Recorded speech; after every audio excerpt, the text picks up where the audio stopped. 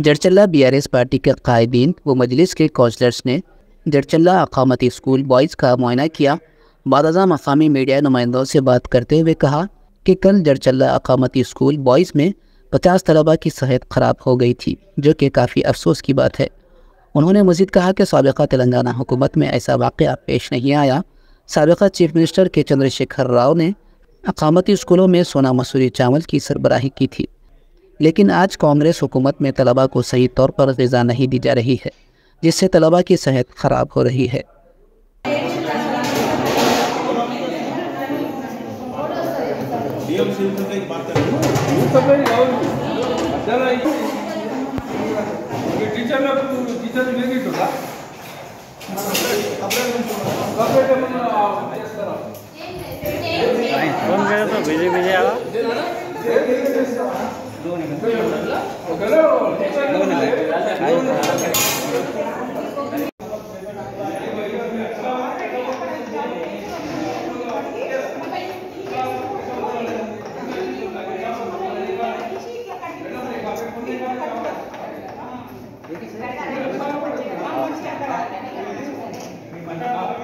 చర్చలకు సంబంధించిన BRS party counsellors అదేవిధంగా సీనియర్ నాయకులు అందరూ కూడా మైనార్టీ నాయకులు అందరం కూడా ఇక్కడ మైనార్టీ గురుకుల పాఠశాలకు రావడం జరిగింది.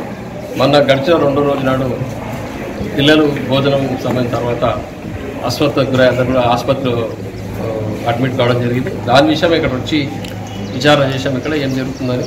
అదేవిధంగా కిచెన్ పరిశీలించడం, వండిన వంటకాలను పరిశీలించడం, కొంతమంది పిల్లలు ఆసుపత్రికి పోయి ఇమీడియట్గా సిబ్బంది వెంటనే స్పందించి డాక్టర్ గారు పిలిపేయడం, ఆసుపత్రి చేంజ్ చేయడం వల్ల ఎవరికి ఎలాంటి ఆపద జరగలేదు. అందరూ పిల్లలందరూ కూడా మళ్ళీ ఆరోగ్యంగా తిరిగి పాఠశాలకు రావడం జరిగింది. ఇక్కడ మేము కిచెన్ సందర్శించిన భోజన వ్యవస్థ కొంచెం మెరుగుపరచాలని చెప్పడం జరిగింది. దాంతోపాటు వర్షం సీజన్ ప్రారంభమైంది కాబట్టి పరిసరాలు మొత్తం పరిశుభ్రంగా పెట్టుకోవాలని చెప్పడం జరిగింది. దాంతో ముఖ్యంగా గమనించే విషయం ఏంటంటే పిల్లలకు భోజన సమయం మార్చడం జరిగింది. 8 గంటలకు పెట్టి అల్పాహారం 7 గంటలకు పెడుతూ ప్రభుత్వం దీనిపైన పునరాచరణ చేయాలి. ఎందుకంటే ఉదయం 7 గంటలకు పిల్లలు లేవడంతో ముఖం కడిగి వెంబడే వాళ్ళు భోజనం పెట్టడం వల్ల అందులో ఉన్నటువంటి ఆ పులుపు కానీ చేదు కానీ ఇంకా కారం కానీ పిల్లలకు డైజెస్ట్ అయితే లేదు. కనీసం 8-8:30కు అల్పాహార సమయం ఉంటే పిల్లలు కొంచెం ఆరోగ్యంగా అరిగించుకునే పరిస్థితి ఉంది. చిన్నపిల్లలు ఇబ్బంది పడరు సార్. 10th క్లాస్ పిల్లలకి ఏం జరిగినట్టు చిన్నపిల్లలు మాత్రమే మిడిల్ ప్రైమరీ స్కూల్ పిల్లలకు మాత్రమే ఇబ్బంది జరిగింది. కాబట్టి దీన్ని దృష్టిలో పెట్టుకుని ప్రభుత్వం రాష్ట్ర వ్యాప్తంగా గురుకుల పాఠశాలలో ఈ భోజన సమయం అల్పాహార సమయం మార్చడం జరిగింది. దీనిపైన వెంటనే ప్రభుత్వం పునఃసమీక్ష చేసి ఈ భోజన సమయాన్ని మళ్ళీ యథావిధిగా 8 గంటలకు అల్పాహార సమయాన్ని మార్చాలని మేము డిమాండ్ చేస్తాం. అందుకే పిల్లలకు ఆ కడుపులో రాత్రి ఉన్నది అరగక కొంచెం లేచినప్పుడు తొందరగా పెట్టడంతో ఇప్పటితోటి డైజెస్ట్ కాక పులుపు తినడం వల్ల ఇబ్బంది అయింది. దీనిపైన ప్రభుత్వం ఆలోచన చేసి పిల్లల ఆరోగ్యంతో చెలగాటపడద్దని చెప్పి ప్రభుత్వం విజ్ఞప్తి చేస్తాను.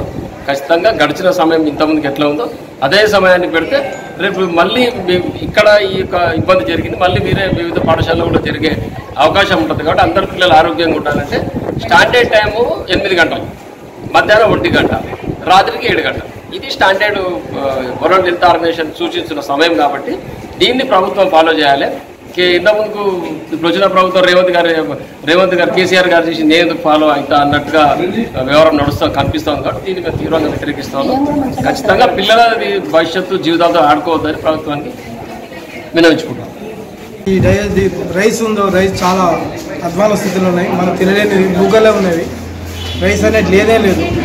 కాబట్టి ప్రభుత్వం వెంటనే దీనిపైన తన చర్య తీసుకొని నాణ్యమైనటువంటి సన్న బియ్యాన్ని పంపిణీ చేయాల్సిందిగా डिमांड करते हैं।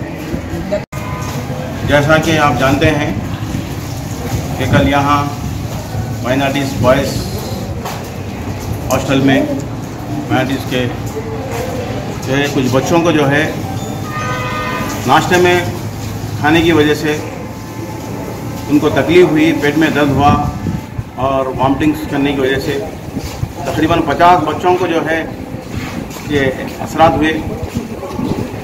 तो इस मौके पर हम बीआरएस के काउंसलर्स और सीनियर कायदीन यहाँ मुआयने के लिए आए थे। तो इस वक्त हमारा यही मुतालिबा है कि जिस तरह साबिक़ में केसीआर साहब की गवर्नमेंट में जिस तरह से यहाँ पे बच्चों को मेंटेन किया जाता था, जिस तरह की ग़िज़ा दी जाती थी, वो आज वो देखने में नहीं आ रही है। यहाँ पे जो है साफ़ सफाई का भी जो है करना ज़रूरी है। और बिलखुसूस जो है यहाँ पे हम देख रहे हैं कि चावल जो एकदम नाकिस है। मैं समझता हूँ ये जो फेयर प्रेशर में जो चावल देते हैं वो यहाँ भेजा जा रहा है। मैं इस मौके पर हुकूमत से बिलखुसूस कलेक्टर से और डीएम सिविल सप्लाई से गुजारिश करता हूँ कि अच्छे क्वालिटी के सोना मसूरी चावल यहाँ दिए, क्योंकि यहाँ पे छोटे बच्चे पढ़ते हैं, उनको डाइजेशन में प्रॉब्लम होता है। ये जो चावल खा रहे हैं उसकी वजह से भी जो है इनको डाइजेशन प्रॉब्लम होकर और फूड इन्फेक्शन होने के चांसेस है, वॉमिटिंग्स हो सकते हैं और मोशन भी हो सकते हैं। तो जिस तरह से हम घर में खाते हैं, जिस तरह से साबिक़ा गवर्नमेंट जो जिस तरह से मेंटेन की थी कि माइनॉरिटी स्कूल्स को, उसी तरह अगर मेंटेन करें तो इस तरह के जो है मुश्किलात प्रॉब्लम्स नहीं आएंगे। ये हमारी गुजारिश है। माइनॉरिटी गुरुकुल नाम की वजह से रह गया। यहाँ पे जो तलबा है माइनॉरिटी के जो 50% कंप्लीट एडमिशन्स नहीं हो रहे। इसकी वजह यह है कि यहाँ पे साफ़ सफाई और इसके टीचर्स और इनके सब जिम्मेदार हैं इसके। यहाँ पे माइनॉरिटी के बच्चों में जाकर ये प्रचार करें माइनॉरिटी स्कूल्स, ये माइनॉरिटी के लिए है। इसमें सिर्फ 10% मेजॉरिटी स्कूल बच्चे पढ़ना है, मगर यहाँ पे पूरा स्ट्रेंथ जो है सब मेजॉरिटी के लोगों का है। ये हुकूमत माइनॉरिटी के लिए रखी गई है, मगर माइनॉरिटी के बच्चे इसका फ़ायदा नहीं उठा रहे और ये टीचर्स भी यहाँ पे पूरे मेजॉरिटी है।